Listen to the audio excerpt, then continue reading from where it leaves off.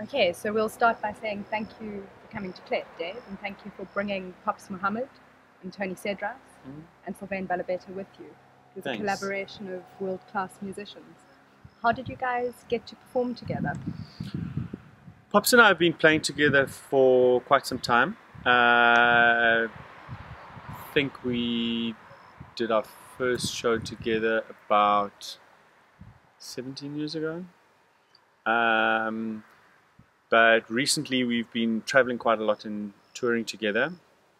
And Sylvain I met in Cape Town through a friend of mine, Frank Paco, the drummer, who's going to be playing in Grahamstown with us. He suggested Sylvain for my album, and then we did a couple of gigs together, and it was like, wow, this guy's he's really something very unusual, very special. And Tony I've known for many years, since I was a child actually. I knew who he was, but only recently, since I moved to Cape Town and he moved to Cape Town at around the same time, did we get together and jam, and then I invited him to join us. So this is kind of, I think it's the second time we've actually played together last night. So each of you are obviously fantastic musicians in your own right. You mentioned an album. Would you like to tell us a bit more about that? Well, yeah, I released an album recently. It's called The Light of Day, and it's all music that I've composed, but because I'm a natural collaborator, what I decided is, to invite different musicians to come and as guests. So the Pops is a guest on a couple of tunes, and Sylvain plays on a couple of tunes. Tony Cox plays on a couple of tunes, and musicians from Joburg like Louis Mhlanga. There's a harpist, concert harpist called Jude van der Walt, and a couple of other people as well. And it's basically, it's a very interesting album. It's acoustic music, very folk inspired, jazz inspired, African kind of inspired. So it's got a lot of different influences, and yeah, it's doing really well. People are enjoying it, and we played a lot of that music last night. Yeah. Fantastic.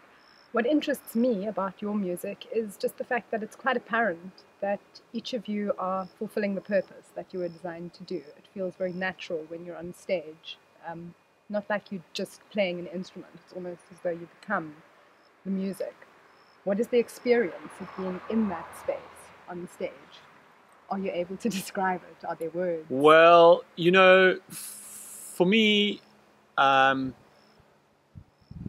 kind of feel like I'm a late developer in a way, because I started composing music as a child, but I didn't really know that that's what I was doing, and I wasn't really encouraged to. I think most of us weren't. We were kind of just went through school believing that Mozart or someone is a genius, but we just rank and file members of a normal modern society. So I only just started noticing sort of in my late teens, in my early 20s, that music was kind of buzzing in my head that didn't belong to anyone. It wasn't a pop song that I'd heard on the radio or something. And then I started, it was like a bit of a secret. I sort of started thinking, when I'm alone, that there's things that and then with time I kind of developed the confidence, because I was always playing music, playing in jazz bands at school, and I studied music at university, but you always have to play other people's music. That's kind of seemingly what the education system is all about. So, and then when I left university, that's when I decided, well, now it's up to me. No one's going to tell me what to do. And then I started finding unusual instruments and unusual ways of playing the instrument, and realizing that this is my own voice, and becoming comfortable with that. And so now, like when I'm on stage, I just kind of go into that world, which used to be a private world, and it still is in a way, but I just expose what I do to whoever's in the room, and that's how I feel, is that people are just invited into that space to see what it's all about. Yeah, and as an audience member, we can definitely experience that. I think the last question I'd like to ask you is why Plettenberg Bay? What made you decide to be willing to perform here without really being paid what a musician of your caliber would be paid ordinarily? Yeah, well, you know, South Africa is a very complex country, and we have a lot of very, I would say, world-class musicians. And I've been very privileged to play with many of them, actually. And but we also have this weird kind of history that we've always felt that, you know, the culture, the zeitgeist that we were born into was that we are here to consume foreign culture. And, you know, if you study fine art, you have to, you know, study Picasso and Klimt and Modigliani and whatever. And if you study jazz, you have to study Miles Davis and Herbie Hancock and this stuff. And so it's kind of, I kind of realized later, especially when I started doing my own projects, is that the only way to really guarantee that I can reach South African audiences is to just go out into the world and find people who are interested, you know.